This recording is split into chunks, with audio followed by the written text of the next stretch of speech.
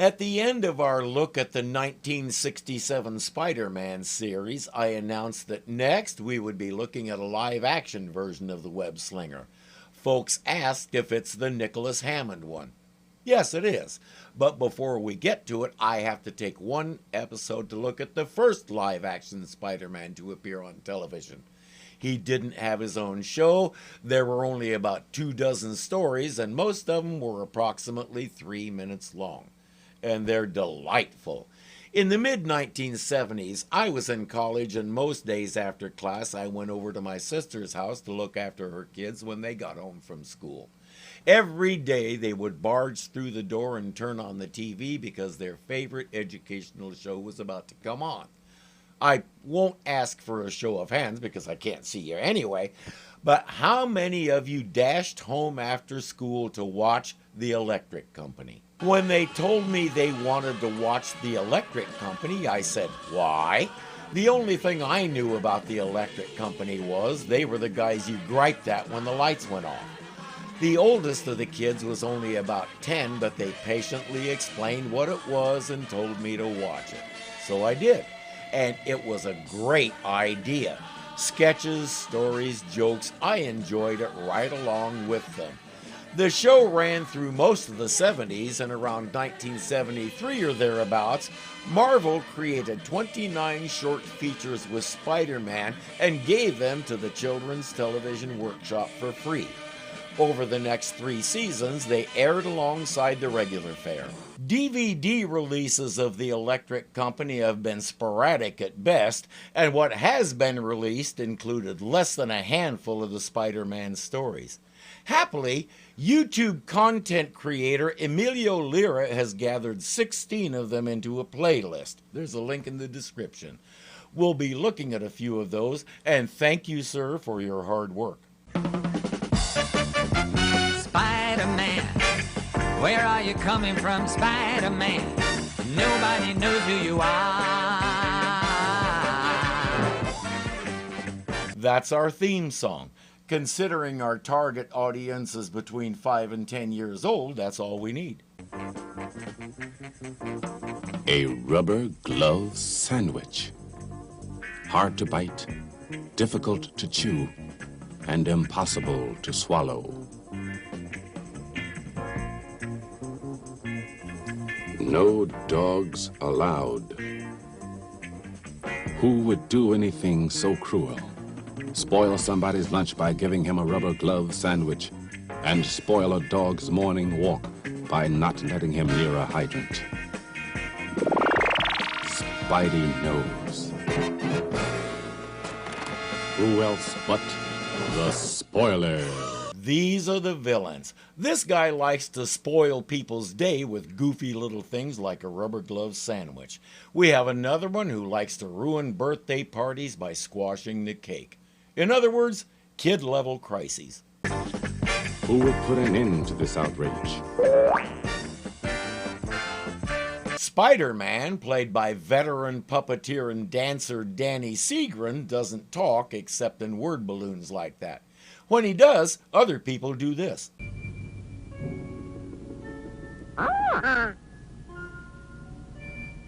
You saw Dracula pause and read it. That's how we talk to Spider-Man. Right now, we have a showdown with the spoiler.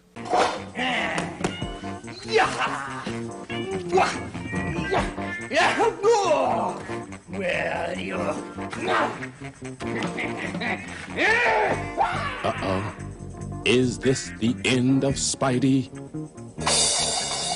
No, web fans. Your friendly neighborhood Spider-Man stops the spoiler. Or does he? Spider-Man. Spider-Man is likely to find himself fighting anybody, anywhere.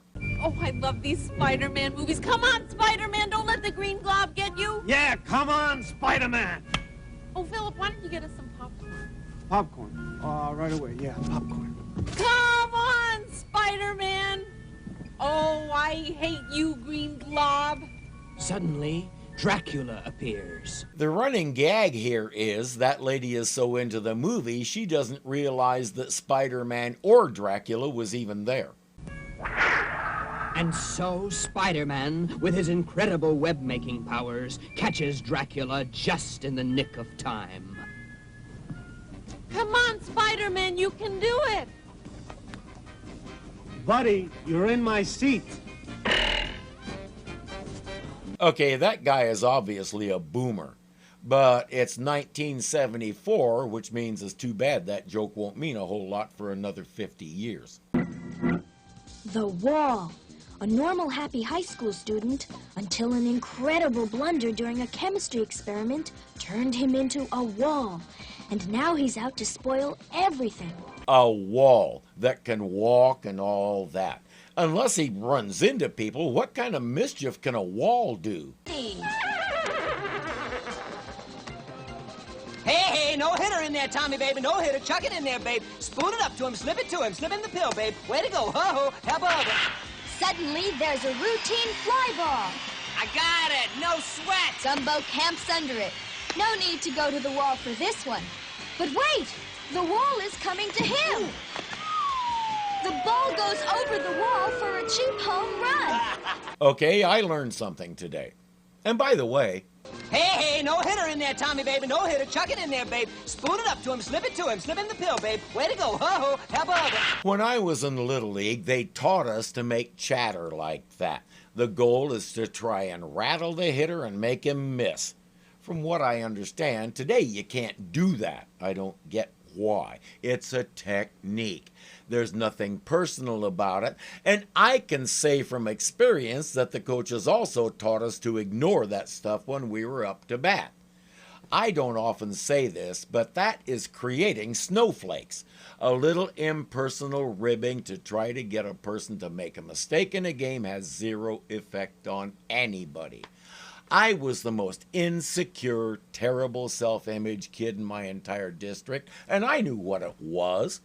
And by the way, every so often one of them would throw my name into the chatter and make it personal. That didn't bother me either, especially my final year in the league when I helped lead my team to the championship with a .368 batting average. If you think the ball field chatter is going to warp your kid's little personality, you're failing your child. Give them a little more credit than that and let the kids play the game. But wait! The wall is coming to him! Except when a piece of the field does that. Spider-Man has several friends that appear in the cartoons, including Mary Jane Watson and Jonah Jameson, but the most interesting is a gorilla named Paul. In the final episode, a mad scientist has designs on Paul. The master of the monstrous, the mad scientist, is luring our hero ape, Paul, closer and closer to his doom. Paul, where are you?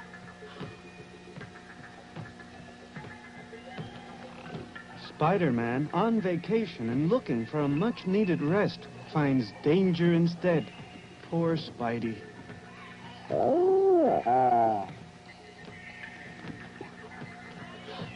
Spider-Man, thank Grandma you're here. Don't you mean thank Aunt May? The narrator said this guy is the master of monsters. Just one more banana, and Paul will be mine. Changed into a monster monkey of incredible powers. Why does he do this? Because he's a mad scientist, and it's a thing mad scientists do. Made for small children, remember? We watch him doctor a banana with his formula. Eat the banana for Daddy. What's this? It appears that I've overdone the banana a little bit, so there's no more room in the old tum-tum for my banana surprise supreme. He can't wait half an hour for Paul's stomach to settle because it's only a 3-minute segment. Haha, I know. I'll hypnotize him. Then he'll eat the banana. Palsy, watch the bally. Eat the banana. I doubt it. The motion of that ball is making him say no. Hold on, Paul. It looks like help is on the way. Spidey is hurling his wondrous web. Hold it, what? I can't move! Spider-Man, you cursed arachnid! I thought you were on vacation! Spidey trying to get in a little R&R is another running gag. You get the idea of what these were like, and I found them wonderful. They're short, silly, and geared for the right audience. The segments were popular enough that I don't know why they shouldn't have their own DVD release. But for now, what we have is what we have. YouTube is your friend this time because it's the only place that I found any of these. Check out the playlist. Overall, it's about an hour long and worth the time. And if you can find more that aren't on that list, drop a link in the comments so we can all enjoy them. That's what we do around here. We share like good little viewers. Thanks for watching. Don't forget to like the video, and if you haven't already, subscribe so you don't miss a thing. I'm Irving, and I'll see you soon.